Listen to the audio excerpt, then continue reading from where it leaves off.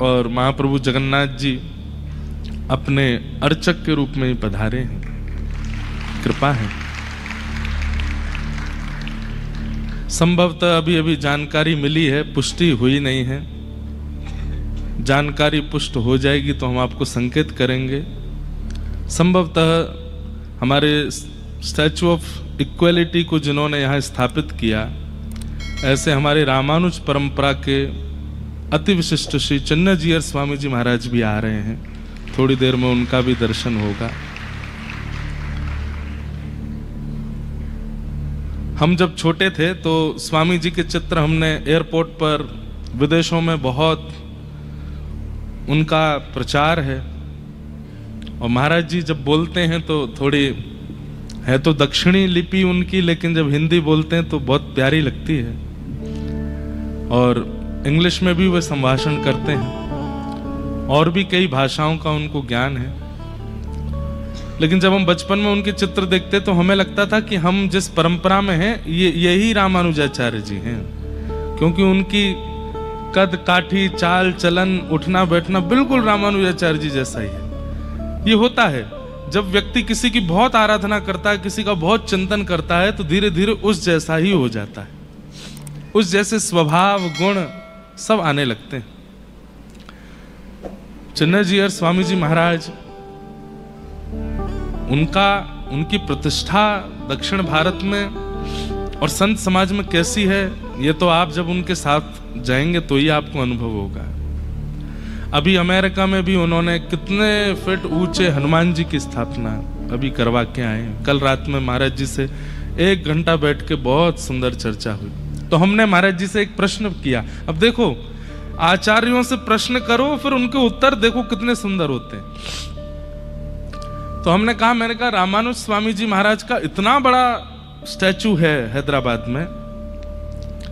तो स्वामी जी, मेरे मन में एक भाव आया कि जब अभी तो बारिश का मौसम है, लेकिन जब गर्मी पड़ती होगी और जब धूप होती होगी भयंकर वाली, और दक्षिण में तो गर्मी थोड़ी ज्यादा ही होती है, हैदराबाद की हमें नहीं पता कैसी गर्मी होती है, हमें तो ठीक ही मिला है मौसम।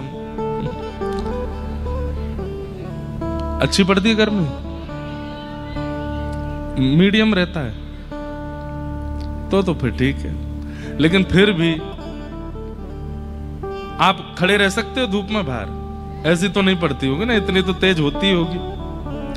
तो मैंने प्रश्न किया महाराज जी से जाके कि स्वामी जी आ रहे हैं, श्री चन्नजीयर स्वामी जी आ रहे हैं, और इससे बड़ी सफलता और इस कथा की कुछ नहीं हो सकती कि स्वामी जी विश्राम दिवस पर आ रहे हैं। सही में भाग्य नगर है ये, सब भाग्य से ही होता है। हमने स्वामी जी से कहा, मैंने कहा इतनी बड़ी प्रतिमा जब सूर्य की किरण पड़ती होगी, अब आपके लिए वो प्रतिमा हो, किसी के लिए स्टैचू हो, हमारे लिए तो साक्षात आचार्य बैठे हैं, तो उनको गर्मी तो लगती होगी। ऊपर कोई छत्र भी बनवा देते, थोड़ा सा कुछ ऐसा शेड जैसी बनती, या आचार्यों का तो स्वरूप होता है ना, छत्र धारण करके बैठते, तो कम से कम सूर्य की किरण सीधे नहीं पड़ती। मुझे ऐसा लगा था कि इसका उत्तर पता नहीं क्या देंगे, लेकिन कितना सुंदर उत्तर दिया। तो स्वामी जी बोले, पहले लॉजिकल आंसर दूं कि भाव वाला आंसर दूं? मैंने कहा महाराज जी दोनों दो। तो बोले कि यहाँ पास में एयरपोर्ट है और फ्लाइंग जोन होने की वजह से हम इससे ज्यादा ऊंचा कुछ और कर नहीं सकते। तो स्वामी जी का स्वरूप तो इतना ही ऊंचा बनना था, वहां पर सारी चीजों का +9 आता है। जैसे 108, 8 + 1 9। रामानुजाचार्य जी की जो भाव है वो कितने हैं? लगभग 216 फीट। तो 6 2 8 1 9, क्योंकि 9 पूर्णांक है। 36 हाथी हैं जिस आसन पर बैठे हैं। 3 + 6 9, सबका पूर्णांक 9 ही है। 108 सीढ़ियां हैं ऊपर चढ़ने की, 100 पान है, वो भी उसका भी +9, सब कुछ 9 है वहां पर। तो हमने पूछा कि महाराज जी आप क्यों, गर्मी तो लगती होगी आचार्य को, धूप तो पड़ती होगी। तब उन्होंने बहुत सुंदर बात कही। पहले बात तो बोले कि एयरपोर्ट पास है इसलिए इससे ऊंचा नहीं जा सकते। दूसरी बात, छत्र क्यों नहीं धारण कराया? बोले छत्र का मतलब होता है सीमित।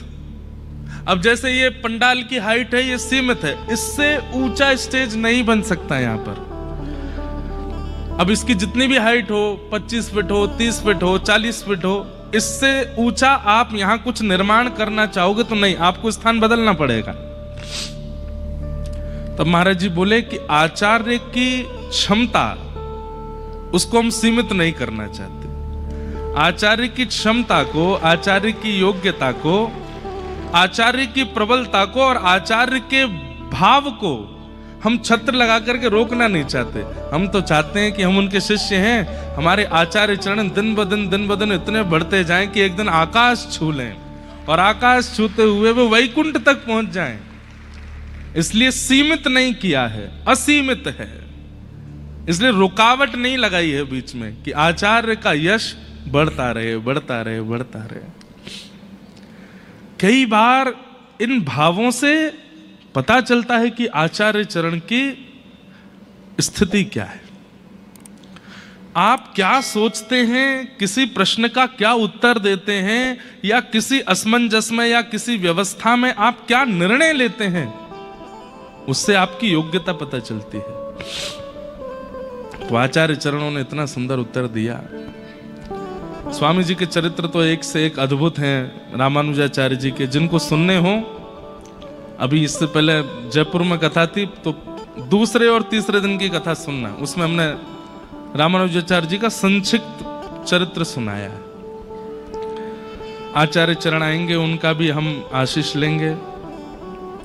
फ्लाइट तो थी हमारी 3:25 की, लेकिन हमने और डिले करवा ली ताकि आराम से जाएं। हमारे एक मित्र हैं, वो पायलट हैं, तो उनका फोन आया, बोले कि हम हवाई जहाज उड़ाएं, उसमें चलो। मैंने चलो, तो उसमें चल देंगे। तो हमें 1 घंटा लेट आने का बहाना मिल गया। आपको 11 बजे बुला के हम 12 बजे आए। और जो इतना भी ना खेले वो ब्रजवासी काय बात का। भैया जो समय पे उठ जाए, समय पे खा ले, जो वचन दे पूरा कर दे, वो समझो ब्रजवासी नहीं है, कोई और है। लेकिन जो कहे बातें कछु करे तो सही, लेकिन नहीं टेढ़ो है के करे, समझो यही ब्रजवासी है। तो आप सब लोग अब कल से तो खूब तान दुपट्टा सोना, आनंद करना, खाना पीना, इडली डोसा सांबर। कल से तो आप सबको श्रम नहीं होगा, इतना दूर नहीं आना पड़ेगा। पर जल्दी भाग्यनगर में आएंगे फिर से, और आप सबके मध्य में सप्ताह के लिए तो मैंने कहा 2 साल तक अभी नहीं आना होगा, लेकिन हु नोस, हमारे लाल जी को मन कर गया तो कहीं किसी की कथा को स्थगित करा के आ गए तो कोई बड़ी बात नहीं है। बाकी नहीं तो 1-2 दिन के लिए तो आएंगे बीच में, आप सबसे मिलेंगे।